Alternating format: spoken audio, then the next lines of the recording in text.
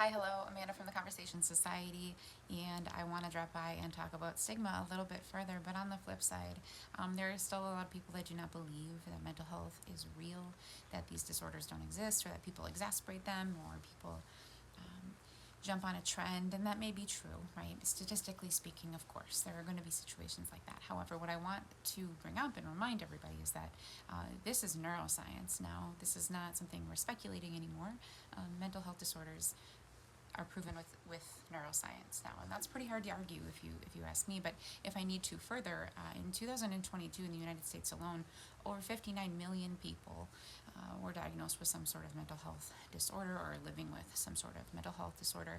Now, I want to also remind you that because of stigma, because of lack of access to proper health care or quick health care, that number is largely based on, or fully based on, just the people that have gone to be assessed, right? The people that have gone to see a doctor and got a diagnosis. And we know that that is not something that everybody does for many, many reasons.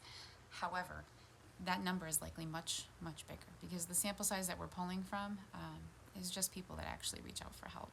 And I would think it's safe to say that if it were less stigmatized or people felt more comfortable or had easier access to this care, we're going to see that number go up, as we should, because then we can start helping people heal and live better lives going forward and teach generations in the future maybe better habits and better thought processes and all of these things, so we can be more aware of our brain health.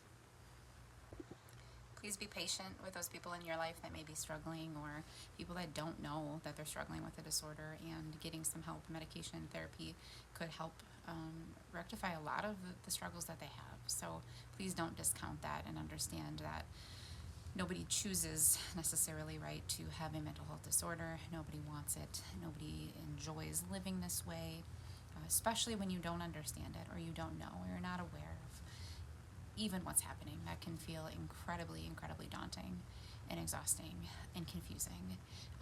So let's have some compassion with people, and look at people with a humanistic approach, and understand that everybody's story and experience and development is so different based on so many different things. But what we do know is that the result of a lot of those traumas, those difficulties, those adversities do make changes in the brain. We know that we can correct some of those changes, though, and we can make better connections.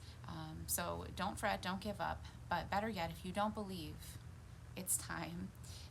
This is not something that we're just making up. And the sooner we can get all on board, the better off we'll all be.